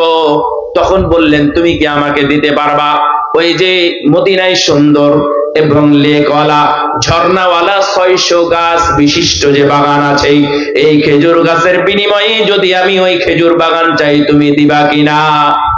আল্লাহর নবীর কাছে আবার ছুটে আসলেন, ইয়া রাসূলুল্লাহ বলেন, যদি আমি এই খেজুর গাছ কিনতে পারি তাহলে আমার জন্য কি পুরস্কার আছে? আল্লাহর নবী বললেন, তোমার জন্য জান্নাতের মধ্যে খেজুর গাছ লাগানো থাকবে। উনি দ্রুত দৌড়ে চলে গেলেন। যাওয়ার পরে ইহুদিকে বললেন, যাও, আমি ওই 600 গাছ বিশিষ্ট খেজুর বাগানটা আমি তোমার কাছে দিয়ে দিলাম। সুবহানাল্লাহ, একটা খেজুর গাছ। কেন? এই খেজুর গাছের আপনারা প্রতিবেশীর হক সম্পর্কে পড়লে এটা হচ্ছে, আমি মনে করি সবচেয়ে সুন্দর এবং টাচি একটা গল্প। গল্পটা লম্বা অনেক, আমি শেষের দিক থেকে ধরেছি যে প্রতিবেশীর এটা যদি মানে সীমানা হয়, গাছটা এই পাশে, মাথাটা ওই পাশে, গাছ এই পাশে, মাথাটা ওই পাশে, সে গাছ কাটবেও না, গাছ প্রতিবেশীর কাছে বিক্রিও করবে না। কিন্তু এটা খুব জরুরি হয়ে উঠেছে, ওই মুসলিমের জন্য গাছটা প্রয়োজন, কারণ এই সন্তান এই গাছের সাথে সম্পৃক্ত, মহব্বতে জড়িয়ে গেছে এবং এই গাছের ফল পর্যন্ত তাদের কাছে হয়ে গেছে, বা তাদের এই গাছের ফলও তারা খাওয়া শুরু করেছে। তখন বললেন, তুমি গাছটা বিক্রি করতে? না, বিক্রি করবো না, আমার গাছটা আমি বিক্রি করবো কেন? কথা তো ঠিকই। তাকে বিভিন্ন অফার দেওয়া হলো, তিনি গ্রহণ করলেন না, ওই ইহুদি। পরে আবু দাহদা যখন জানলেন, জানার পরে তাকে গিয়ে বললেন, ঠিক আছে, ওই যে গাছে বাগানের মধ্যে ঝর্ণা আছে, লেক আছে, পানির ব্যবস্থা আছে, কূপ আছে, ওই যে 600 গাছ বিশিষ্ট খেজুর বাগান আমি তোমাকে দিয়ে দিলাম। সে খুশি হয়ে নিয়ে নিল। নিয়ে নেওয়ার পরে সে আল্লাহর নবীকে খবর দিলেন। রাসূল সাল্লাল্লাহু আলাইহি ওয়াসাল্লাম খুশি হয়ে গেলেন। এই ইহুদি যখন শুনলো এটার বিনিময়টা কি, এর বিনিময় হলো তার জন্য জান্নাতের মধ্যে খেজুর গাছ লাগানো থাকবে। এই একটা খেজুর গাছের জন্য জান্নাত পাওয়ার জন্য। তারপর লম্বা কথা আছে, স্ত্রীর কাছে গেলেন, যাওয়ার পরে বললেন, এই শোনো, ওই কিনারায় গিয়ে বলতেছে, আমাদের এই বাড়ি এবং এই খেজুর গাছ, এই কূপ সহ আমরা বিক্রি করে দিয়েছি। তো বলছে, তাই নাকি, বিক্রি করে দিছো? বলছে, হ্যাঁ। স্ত্রী আর জিজ্ঞেস করলেন না, আমরা কোথায় থাকবো? স্ত্রী বললেন, কেন বিক্রি করে দিলে? বলছে যে এইটা যদি আমি বিক্রি করে দিতে পারি তাহলে আমাদের জন্য জান্নাতের মধ্যে খেজুর বাগান থাকবে। সুবহানাল্লাহ। এই কথা বলার সঙ্গে সঙ্গে স্ত্রী বলতেছে যে, আবু দাহদা, আজকে তুমি একটা ভালো ব্যবসা করেছো। সুবহানাল্লাহ, কত সুন্দর ব্যবসা! যে দুনিয়াতে আমি খেজুর গাছ বিক্রি করলাম, দিয়ে দিলাম, এর বিনিময়ে আমি জান্নাতের মধ্যে খেজুর গাছ পাবো, তাহলে তো এর চাইতে আর সুন্দর ব্যবসা বাণিজ্য হতে পারে না। তাহলে আপনি খুব দারুণ ব্যবসা করেছেন, চলেন, এখানে আমাদের আর দরকার নাই, আমাদের থাকার দরকার নাই, আমরা চললাম। রাসূল সাল্লামের আগেই আবু দাহদা মৃত্যুবরণ করেছেন। উনি জানাজা পড়ালেন। জানাজা পড়ানোর পরে রাসূল সাল্লাল্লাহু আলাইহি ওয়াসাল্লাম বলছেন, আজকে দেখতে পাচ্ছি আবু দাহদার জান্নাতের মধ্যে যে বাগান আছে, সেই বাগানের মধ্যে যে খেজুর গাছ, এই খেজুর গাছে দেখলাম যে বড় বড় থোকা থোকা খেজুর ধরে আছে। সুবহানাল্লাহ। তার মানে তিনি জান্নাতের গ্যারেন্টি পত্র, সার্টিফিকেট নিয়ে দুনিয়া থেকে চলে গেলেন প্রতিবেশীর হক পূরণ করার জন্য। সুবহানাল্লাহ। আর আপনারা প্রতিবেশীর সাথে অন্যায় আচরণ করেন, তাকে ঠেলে দেন, তার আল ঠেলে দেন, তার বাড়ির রাস্তা পথ বন্ধ করে দেন। গত 2-3 দিন আগে কুমিল্লা হোমনা থানা, চিনেন হোমনা থানা? আজকে 3 তারিখ, তাই না? 6 তারিখ, 3 তারিখে। তো 3 তারিখে হোমনা থানায় গেছিলাম। তো গিয়ে আজব জিনিস দেখলাম। একটা মাদ্রাসা করেছে, অনেক চেষ্টা করেছে মাদ্রাসা করাতে, বন্ধ করতে পারে নাই। শেষ বন্ধ কি করেছে, ওর যেটা জমি আছে, এলাকার মানুষের যে জমিগুলো আছে, জমি দেয় নাই, জমিও দিবে না, রাস্তাও দিবে না। আমরা অনেক কষ্টে আঁকা বাঁকা হয়ে মাদ্রাসায় ঢুকলাম, খুব সংকীর্ণ পথ। তা আমি বললাম যে আসলে মাদ্রাসাটা হয়েছে, কিন্তু আরো একটু খোলামেলা জায়গা হতো। তখন বলতেছে, কিন্তু সব খোলামেলা জায়গা, এগুলো তো কিছু ছিল না, এগুলো সব খোলামেলা জায়গা, এর দিক দিয়ে আমরা হেঁটেছি, উঠেছি, বসেছি, সবকিছু করেছি। কিন্তু যখন মাদ্রাসা হয়ে গেল, তখন আমাদের সব পথ বন্ধ করে দিয়েছি। যে মাঝখানে যেটা, এটা আমরা পুরো রাস্তা, এই রাস্তাটা পুরোটা মিলে 2% জায়গা, এই 2% আমরা জমি টাকা দিয়ে কিনেছি, কিনে আমরা এর উপরে রাস্তা বানিয়েছি। তাহলে কত সংকীর্ণ মানসিকতা মন, তাহলে আপনি বুঝেন। প্রতিবেশীর হক আপনি আদায় করতে পারেন না, আল্লাহর হক আপনি কেমনে আদায় করবেন? হ্যাঁ, এত সোজা। আপনি না বলেন আমি জান্নাতে যাব, আপনি বলেন আমি জাহান্নাম থেকে বাঁচবো, এর কোন গুণ আপনার মধ্যে দেখা যায় না। সাবধান, প্রতিবেশীর হক পরিপূর্ণভাবে আদায় করুন। আমার দ্বারা, আপনার দ্বারা কোনো প্রতিবেশী যেন কষ্ট না পায়। মনে থাকবে তো ইনশাআল্লাহ? আল্লাহ রাব্বুল আলামিন যেন আমাদেরকে তৌফিক দান করেন। আর একটা আছে, সেটা হলো তার গোপনীয়তা রক্ষা করা। এটা একটা বড় বিষয়। আমার আত্মীয়র চাইতেও আমার প্রতিবেশীর খবরটা আমি বেশি ভালো জানি। জানেন না? ধরে নেন তার মেয়ে আছে, তার ছেলে আছে, তার স্ত্রী আছে, তার অন্যান্য কিছু আছে। তো তাদের যদি কোনো দোষ থাকে, তাহলে এই দোষটা আপনি যেখানে সেখানে এমনি কোনো জায়গায় আপনি প্রকাশ করতে পারেন না। তার গোপনীয়তা রক্ষা করা আপনার দায়িত্ব। যদি আপনি তার গোপন কথা অন্যকে বলে দেন, তাহলে আপনি নষ্ট করলেন, আপনি প্রতিবেশীর হক নষ্ট করেছেন, এর জন্য আপনাকে আসামি বানানো হবে। আল্লাহ যেন আমাদের এই গোপনীয়তা রক্ষা করার তৌফিক দান করেন, আমিন। এখানে আমি মা বোনদেরকে খুব সুন্দরভাবে বলবো যে আপনি আপনার প্রতিবেশীর হক নষ্ট করবেন না, সম্মান নষ্ট করবেন না।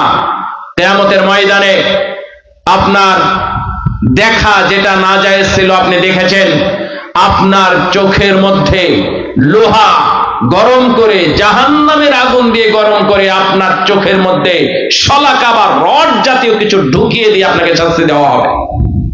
আপনি গোপনে কোনো কিছু রাখার চেষ্টা করবেন না, যদি প্রয়োজন হয় প্রকাশ্যে কিছু বলে। এটা হলো প্রতিবেশীর পরিপূর্ণ হক। আল্লাহ রাব্বুল আলামিন যেন আমাদেরকে আদায় করার তৌফিক দান করেন, আমিন। রাসূল সাল্লাল্লাহু আলাইহি ওয়াসাল্লাম বললেন, লাইসাল মুমিনু, ওই লোকটা মুমিন নয়, আল্লাযী ইয়াশবাউ ওয়া জারুহু জাইউন ইলা জামবিহি, ওই লোকটা ভালো মুমিন নয়, পূর্ণ মুমিন নয়, যে পরিপূর্ণ পেট ভরে খায়, পরিপূর্ণভাবে পেট ভরে খায়। তার ভাত আছে, তার মাছ আছে, তার গোশত আছে, তার চাউল আছে, সব ধরনের খাবার তার বাড়িতে উপস্থিত, এবং পরিপূর্ণ পেট পূর্তি করে খায়। কিন্তু প্রতিবেশী ক্ষুধার্ত অবস্থায় থাকে, তার কোনো খাবার নাই। নাউযুবিল্লাহ, বলেন তো নাউযুবিল্লাহ। কিয়ামতের দিন আপনারা আসামি হিসেবে উঠতে চান? উঠতে চান? আসামি হিসেবে উঠবো না, আমরা প্রতিবেশীর হক আদায়কারী হিসাবে উঠব। অন্তত এই প্রতিবেশী আমার জন্য সুপারিশ করবে।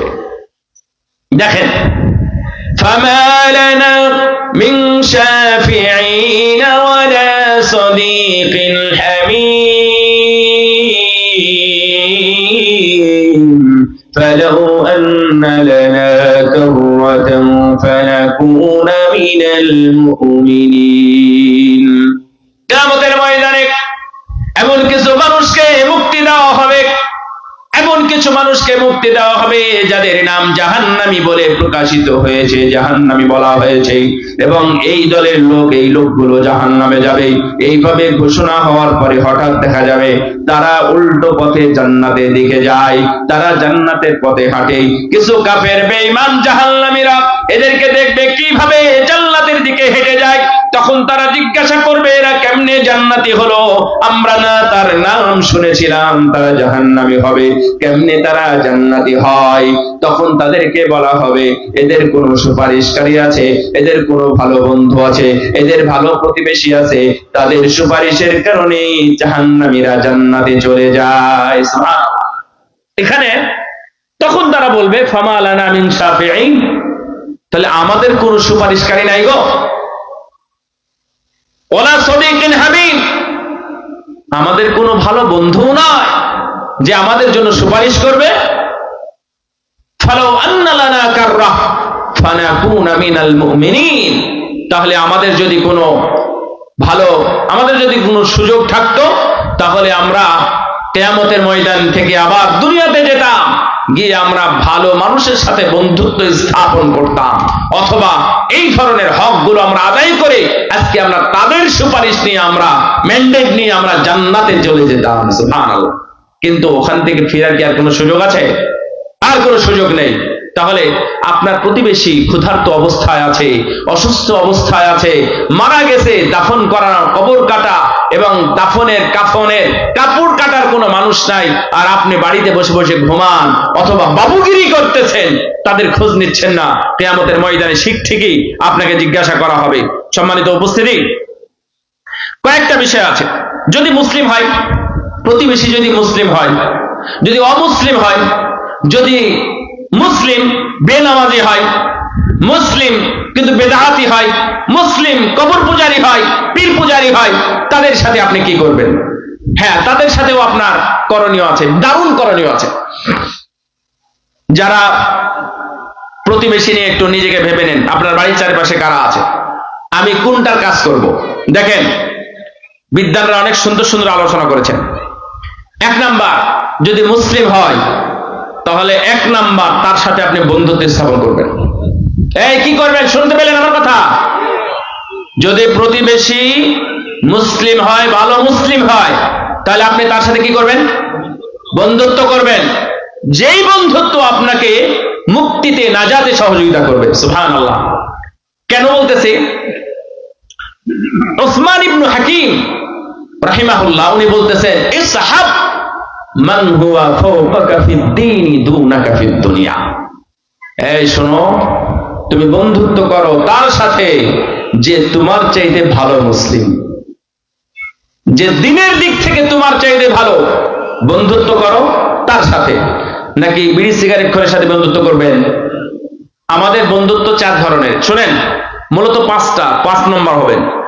একটা হলো টাকাওয়ালা বন্ধু, 2 নাম্বার হলো সুন্দর সুন্দরী বন্ধু, 3 নাম্বার হলো ভালো বংশের বন্ধু, এবং 4 নাম্বার হলো ভালো পদের বন্ধু। এই টাকাওয়ালা অনেক বন্ধু পাওয়া যায়, সুন্দর হলে অনেক বন্ধু পাওয়া যায়, বংশ মর্যাদা বড় থাকলে বন্ধু পাওয়া যায়। আবার যদি পদ থাকে, যদি সচিব হয়, ওসি হয়, এসপি হয়, ডিসি হয়, এমপি হয়, মিনিস্টার হয়, তাদের ছেলেদের বন্ধুর অভাব আছে? ওরা যদি খরচ নাও করে তাও দেখুন অনেক বন্ধু আছে। এই 4 ধরনের হয়। আর একটা হলো লিল্লাহ ফিল্লাহ, আর একটা হলো আল্লাহর জন্য বন্ধুত্ব, অন্য কোনো উদ্দেশ্য নয়। আমার নবী বলে দিয়েছেন, মান হাব্বা লিল্লাহি ওয়া আবগাদা লিল্লাহ ওয়া আতা লিল্লাহি ওয়া মানআ লিল্লাহি ফাকাদ ইসতাকমালা আল ঈমান। যদি তোমরা পূর্ণ মুমিন হতে চাও তাহলে আল্লাহর জন্য কাউকে ভালোবাসো, আল্লাহর জন্য কারোর সাথে রাগ করে থাকো, আল্লাহর জন্য কাউকে দাও, আল্লাহর জন্য কাউকে দিও না। আমি তোমাকে দিলাম না আল্লাহকে খুশি করার জন্য, তোমাকে খুশি করার জন্য বা অন্যকে খুশি করার জন্য আমি দিলাম না। কেমন? ও হিরোইন খাবে, আমি টাকা দিব না। তাহলে দিলেন না কাকে খুশি করার জন্য? তাহলে আপনি পূর্ণ মুমিন। তাহলে আমরা এখানে যাই যে আপনার প্রতিবেশী যদি মুসলিম হয় তাহলে কি করবেন বললাম? ভুলে গেছেন? কি করবেন? বন্ধুত্ব করবেন। এই বন্ধুই আপনার নাজাতের কারণ হয়ে যাবে। অনেক আয়াত আছে, আমি ওইদিকে যাচ্ছি না, শুধু একটা আয়াত মনে রাখেন।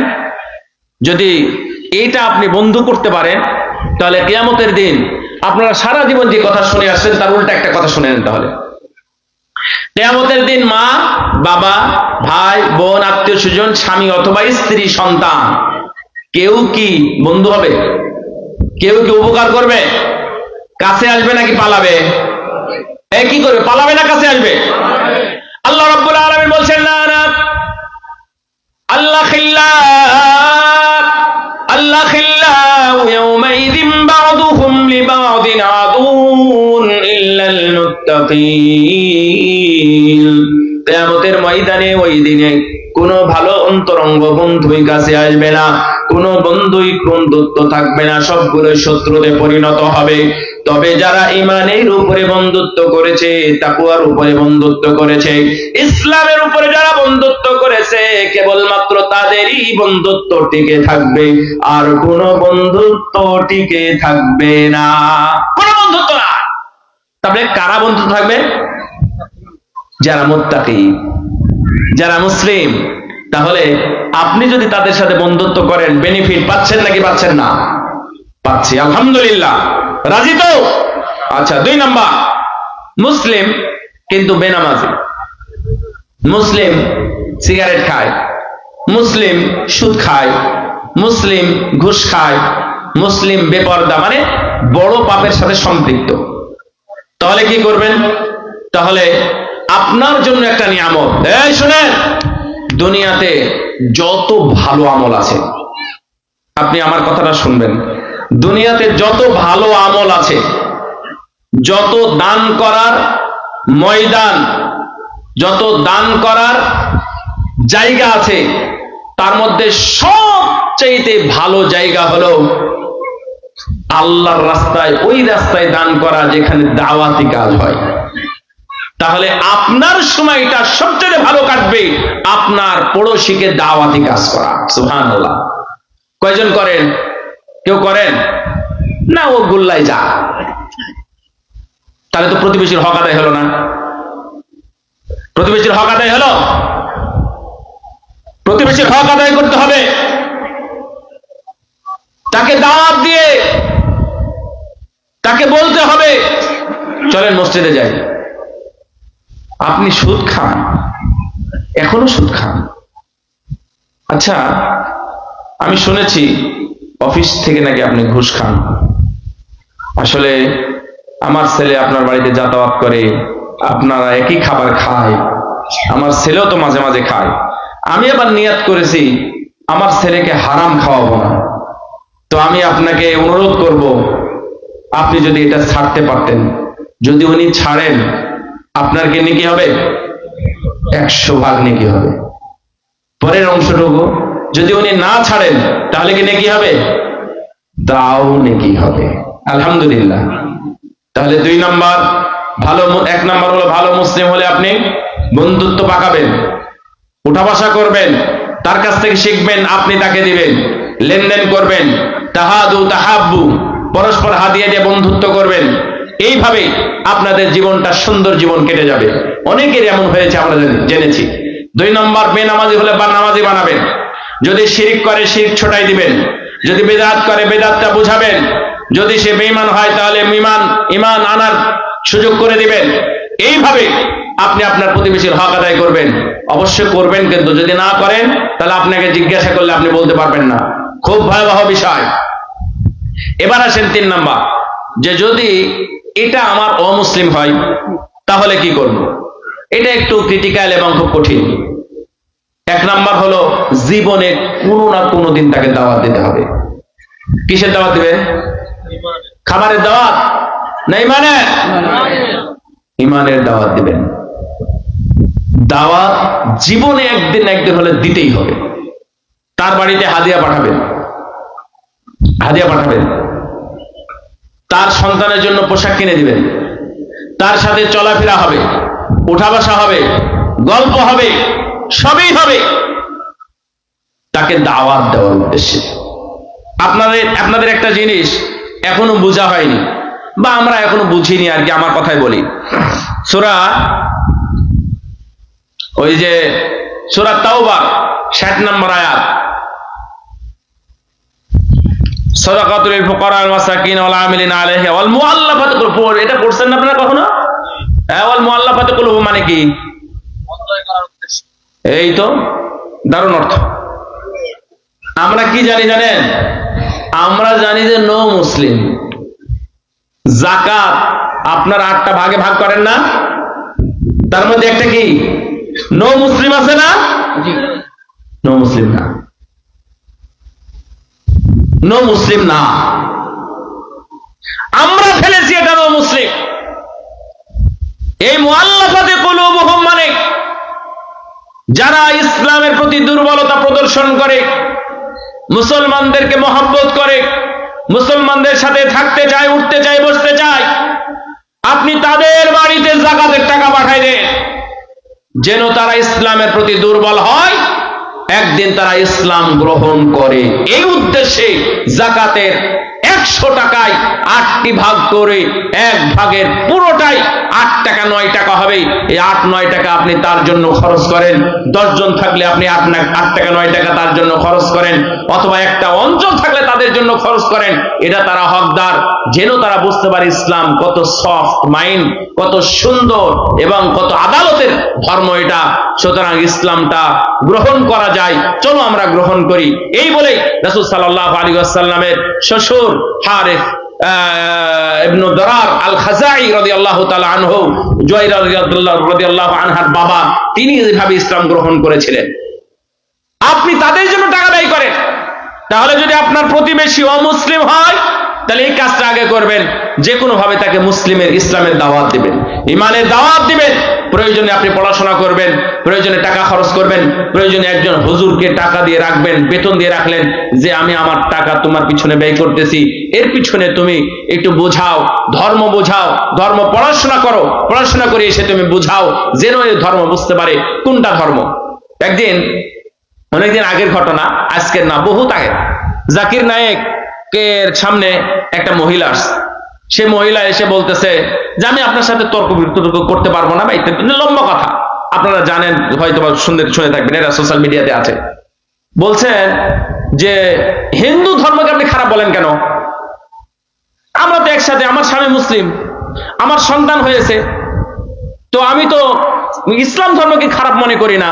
তখন উনি চমৎকার সুন্দরভাবে জবাব দিলেন যে দেখেন, যেটা খারাপ সেটা খারাপ বলতেই হবে, যেটা ভুল সেটাকে ভুল বলতেই হবে। যে আপনার বাপ দাদাও যদি ভুল করে আসে, তাহলে আপনি বলবেন যে না, বাপ দাদা করেছে যেহেতু এটা ঠিক, তাই বলবেন যে না, আমরা তাই বলবো না। তাহলে বাপ দাদা করলেই যেটা সঠিক হয়ে যাবে তা না, যদি ভুল করে তাহলে ভুলই হতে হবে, যাই ইত্যাদি করে। শেষে উনি বললেন, তাহলে আপনি কি স্বীকার করতেছেন যে আপনি ভুল ধর্মের প্রতি আছেন? বলছে হ্যাঁ, আমি ভুল ধর্মের উপরে আছি। তাহলে আগে আমি ইসলাম গ্রহণ করবেন? হ্যাঁ, আমি ইসলাম গ্রহণ করব। আলহামদুলিল্লাহ, ওখানেই ওই সমাজে সেই দিন উপস্থিত ছিলেন আমাদের মক্কার ইমাম, এখন সাবেক হয়ে গেছেন, সৌদ বিন ইব্রাহিম আশ-শুরাইম হাফিজাহুল্লাহ ওয়া রাআ। তিনি ওই বৈঠকে উপস্থিত ছিলেন, এবং এটা ইন্ডিয়াতে যখন পিস কনফারেন্স হতো, সেই পিস কনফারেন্সে একজন ইমাম আসতেন, 3 দিন 4 দিন 5 দিন 7 দিন ধরে সেটা চলতো। এবং মসজিদে খতিব শেখ আব্দুর রহমান বিন আব্দুল আজিজ আস-সুদাইস তিনিও আসতেন, সেই দিন উপস্থিত ছিলেন। তার উপস্থিতিতে তিনি ইসলাম গ্রহণ করলেন। সুবহানাল্লাহ। তো আপনারা, আমি যে কথা বলতে চেয়েছিলাম, যে আপনার প্রতিবেশী যদি মুসলিম হয় তাহলে একটা নিয়ামত, আপনি বন্ধু পাকাবেন। যদি মুসলিম কিন্তু গুনাহগার হয়, তাহলে আপনার দাওয়াতি একটা ক্ষেত্র পেয়ে গেলেন, তাই না? আমরা তো দাওয়াতি ক্ষেত্র আজকে আপনাদেরকে এখানে পেয়েছি। আপনারা কে কতটুকু বুঝতেছেন সেটা আমি জানি না, কিন্তু আপনার প্রতিবেশী যদি বেনামাজি হয়, ওর তাওহীদ যদি খারাপ হয়, তাহলে কি আপনি দাওয়াতের একটা ক্ষেত্র পেয়ে গেলেন না? দোকানদারি করে এখন পর্যন্ত নামাজি দোকানদার তার কর্মচারীকে বলতে পারে নাই যে তুমি কর্মচারী হওয়ার পরেও তাবিজ পরে আসতো, তাবিজটা পরা যায় না। তাহলে আপনার দ্বারাতে কি হবে দুনিয়াতে? হ্যাঁ, একজন ড্রাইভারকে আপনি বলতে পারেন না গানটা বন্ধ করো, তাহলে আপনার দ্বারাতে কি খিদমত হবে? আপনার যে ভ্যান চালক তাকে বলতে পারেন না যে তোমার এই উদ্দেশ্য, তোমার এই কথাটা বলা খারাপ, তাহলে আপনার দ্বারাতে কি খিদমত হবে? কোনো খিদমত নাই। তাহলে আপনি দুনিয়াতে কেন আসছেন? আপনি তাওহীদ বুঝলেন না, তাওহীদ আরেকজনকে জানাতেও পারলেন না। ভাইরা আমার, আমরা এই প্রতিবেশীর হকগুলো আদায় করার চেষ্টা করব। যদি অমুসলিম হয় তাহলে তাদের সাথে উঠা বসা, চলাফেরা, কথাবার্তা সবই হবে। পূজা পাহারা দিতে পারবেন না। কি এটা বুঝলেন তো? এই দায়িত্ব আল্লাহ আপনাকে দেয় নাই। আবার গিয়ে বলবেন আলহামদুলিল্লাহ যে আজকে আমরা পূজা মণ্ডপ উদ্বোধন করতে আসতে পেরেছি, এই জন্য আল্লাহর শুকরিয়া আদায় করছি। নাউযুবিল্লাহি মিন যালিক। এই ধরনের কথা আপনার কাছ থেকে আল্লাহ কখনো শুনতে চায় নাই। অতি কথন অথবা মানুষকে সন্তুষ্ট করার জন্য আপনি খবরদার কথা বলতে যাবেন না। আল্লাহ আপনাকে হেফাজত করুক। বারাকাল্লাহু ফিকুম। আমরা আমাদের প্রতিবেশীকে সম্মান করব, আমরা আমাদের মেহমানদেরকে আপ্যায়ন করব, যে যতটুকু যেভাবে পারি, যার যেটা আছে সেটা করবেন। আবু হুরায়রা রাদিয়াল্লাহু তাআলা আনহু, উনি যখন বাড়ি থেকে বের হচ্ছেন, তখন মা বলতেছেন যে আবু হুরায়রা, আল্লাহ তোমাকে উত্তম প্রতিদান দিক। আবু হুরায়রা বলতেছেন যে আম্মা, আল্লাহ আপনাকে উত্তম প্রতিদান দিক। মা যতদিন ছিলেন তিনি বিবাহ বন্ধনে আবদ্ধ হন নাই বা বিয়ে করেন নাই। মা এবং ছেলের যে কি সম্পর্ক! আবু হুরায়রা প্রতি মাসে মাসে কেএফসির খাবার খাওয়াইতো মনে হয় নাকি? আমার কথা বুঝেন? কাচ্চি বিরিয়ানি খাওয়াতো, গাড়ি বাড়ি কিনে দিয়েছিল, দেওয়ার মতো আবু হুরায়রার কাছে কিছু ছিল। তারপরেও তাদের মধ্যে সম্পর্ক ভালো ছিল। আর আজকে আমরা মেহমানদারির জন্য অনেক কিছু তালাশ করি, মনে মনে চাই, অথচ এগুলোর কিছুই প্রয়োজন নাই যদি আপনার মানসিকতা থাকে। বারাকাল্লাহু ফিকুম। আজকে ছন্ন ছাড়ায় কথাগুলো হলো এই জন্যই যে মেহমানদারি এবং প্রতিবেশীর হক, এটা একটি গুরুত্বপূর্ণ অধ্যায়, যেখানে কিয়ামতের মধ্যে ঠেকে যেতে পারে। আল্লাহ রাব্বুল আলামিন আপনার সামনে এসে জানাতে পারেন, তুই প্রতিবেশীর হক আদায় করিস না, তুই ক্ষুধার্তকে খাবার খাওয়াস না, তুই অসুস্থকে সেবা করিস না। আল্লাহ রাব্বুল আলামিন যদি এসে দাঁড়ায়, তখন আপনার কোনো কিছুই করানোই থাকবে না। নাজাতের জন্য এগুলো প্রতিবন্ধক। আল্লাহ যেন আমাদের এই অধ্যায়কে মূল্যায়ন করার তৌফিক দান করেন। আমিন। ওয়া আখিরু দাওয়ানা আলহামদুলিল্লাহি রাব্বিল আলামিন। আকুলু মা তাসমাউন ওয়া সাল্লাল্লাহু আলা নবিয়িনা মুহাম্মদ ওয়া আলা আলিহি ওয়া সাহবিহি আজমাইন। আসসালামু আলাইকুম ওয়া রাহমাতুল্লাহি ওয়া বারাকাতুহু।